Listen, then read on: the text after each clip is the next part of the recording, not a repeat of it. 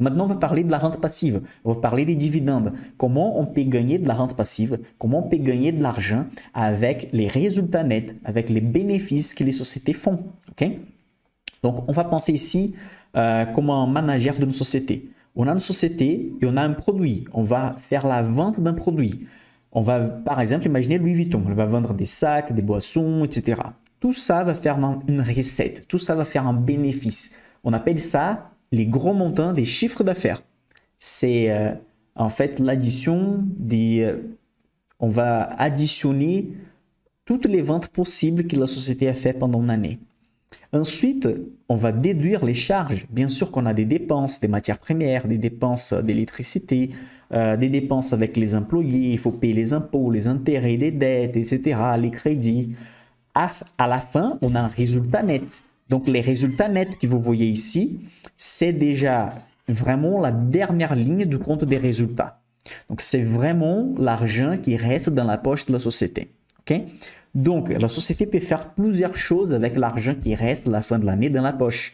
Elle peut distribuer vers les actionnaires, c'est ça qu'on appelle des dividendes. Donc, simplement, ça restait de l'argent. Elle a dit, OK, donc tout le monde qui est actionnaire, je vais verser un peu d'argent aux actionnaires. Soit elle va placer cet argent en réserve, soit elle va même réinvestir dans les propres business. Normalement, elle ne va pas choisir une seule option. Elle va faire un mélange de ces options-là. Réinvestissement, garder dans la trésorerie, ou sinon distribuer des dividendes. Normalement, les sociétés plus grandes, plus pérennes, elles vont distribuer des dividendes. Et pourquoi? Ça ne serait pas plus intéressant de réinvestir en soi-même? Ça, c'est une question légitime et on va parler de ça aussi. Bon, il faut comprendre juste un autre concept qu'on appelle les taux de distribution des dividendes. Donc, imaginez que ces résultats nets qu'on vient de voir ici, c'est des 20 000 $. Donc, imaginez une société qui va retenir 15 000 $. Pour réinvestir, pour garder dans la trésorerie. Mais 5 000, elle a décidé de verser vers les actionnaires. Donc, à partir des 20 000 €, 20 000 $ qu'elle avait en résultat net, elle va verser 5 000 vers les actionnaires. Donc, si on fait les ratios des 5 000 qui sera versé, pas peur les totales qui c'est les résultats nets, ça donne un ratio qui c'est les taux de distribution des dividendes. Donc, 5 000 divisé par 20 000, ça donne 25%.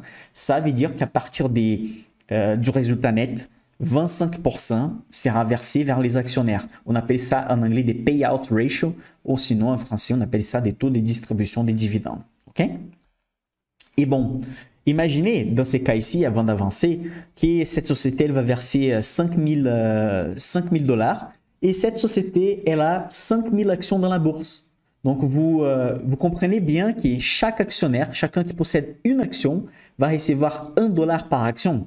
À nouveau, la société va distribuer, dans cet exemple ici, elle va distribuer 5 000 $. Imaginez que la société possède 5 000 actions disponibles dans les marchés. Okay? Ça veut dire que c'est là 5 000 $ pour faire la distribution des bénéfices. Et elle a 5 000 actions, ça va donner 1 € par action. Chacun qui possède une action va recevoir 1 €. Est-ce que c'est bon pour tout le monde? OK? Et donc, dans cet exemple ici, on appelle des dividend yield, mais ça, en français, ça s'appelle rendement. Rendement, c'est combien de pourcents on va recevoir des rentes passives parce qu'on est actionnaire d'une société. Donc, une société X, par exemple, va distribuer sur les 12 derniers mois, elle va distribuer, par exemple, 7 € par action. Si vous avez payé une centaine d'euros pour avoir cette action, ça veut dire que vous allez recevoir des rentes passives 7% par an. Bah, vous avez investi 100 € sur une société. Une action coûtait 100 €. Vous avez reçu 7 € des dividendes qui vont tomber sur votre compte d'investissement. Ça veut dire que vous avez gagné 7% sans rien faire. Parce que vous avez pris les risques, vous avez pris la décision de devenir actionnaire et d'investir sur une société. Par contre, à côté, la société à droite, ici en vert, la société Z, elle a décidé de verser 6 € par action. Mais dans ces cas, par exemple, vous avez payé 80 € sur une action. Donc, 6 € divisé par 80, ça va donner 7,5% par an. Ça veut dire que cet investisseur-là, il a reçu 7% et demi des rentes passives. Donc, c'est bien de comprendre les dividendes. Les dividendes, c'est une partie du résultat net qui sera versé vers les actionnaires. OK?